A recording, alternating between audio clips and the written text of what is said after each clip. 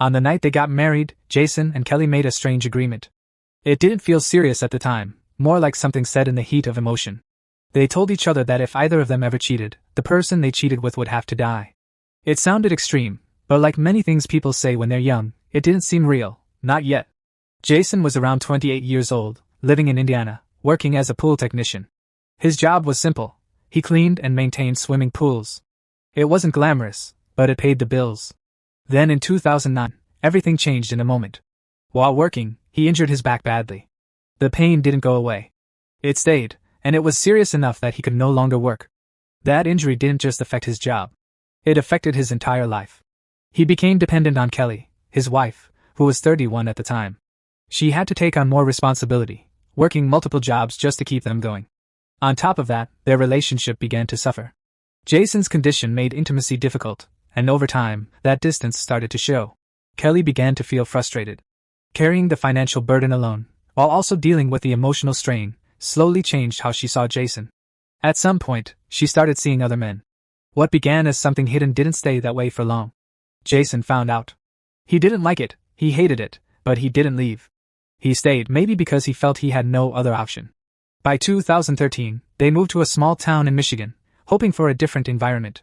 But Jason's condition hadn't improved, and Kelly once again became the one supporting both of them.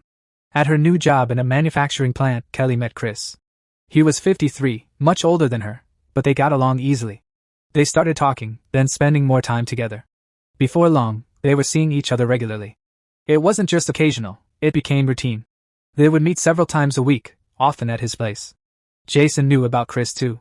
He told Kelly to stop, but she didn't. Instead, her connection with Chris grew stronger.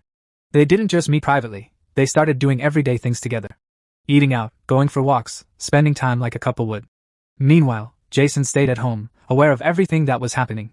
In 2014, things started to shift again.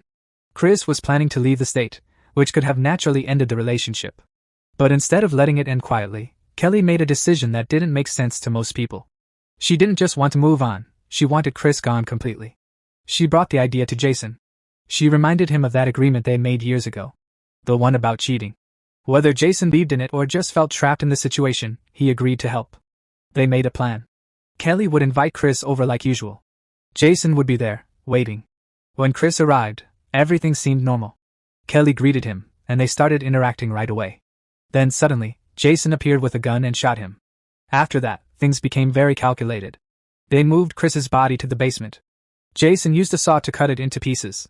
They placed everything into bags and later disposed of them in a remote area. They also moved his car and left it in a different location to make it harder to trace. Not long after, they hosted a small barbecue and invited neighbors over. There were later rumors about what was served that day, but nothing was ever confirmed. It remains one of those details people talk about, but no one can prove. About 10 days later, Chris was reported missing. Police began looking into it, and found his abandoned car.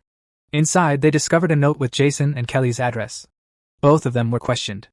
Kelly described their marriage as open, suggesting her relationship with Chris wasn't a secret. Jason said otherwise. He admitted he didn't like what was going on. Even with that, there wasn't enough evidence to charge them. So they were released. Months later, in 2015, they moved back to Indiana. But instead of things settling down, the situation got worse. Kelly began to pull away from Jason even more. She started blaming him for what happened to Chris, even though she had been part of it from the beginning.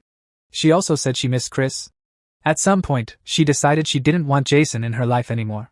This time, she planned more carefully. She wanted it to look like an accident. In 2016, an opportunity came. One night, Jason mentioned using heroin. It wasn't completely new, they had done it before, likely as a way for him to deal with pain. Kelly saw this as her chance. She got the drug and later offered to help him inject it. But she prepared a much stronger dose than usual. She gave it to him and waited, expecting it to end his life. But it didn't.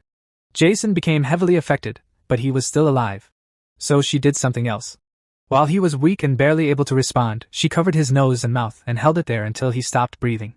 After that, she called for help, acting like something had gone wrong suddenly. When emergency services arrived, Jason was already gone. At first, it looked like an overdose.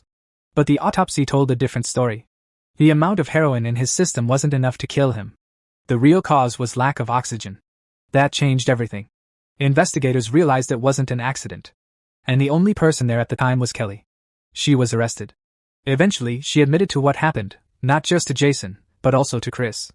In the end, she was sentenced to life in prison. What started as a careless promise between two people ended with 2 lives lost and one person spending the rest of her life behind bars.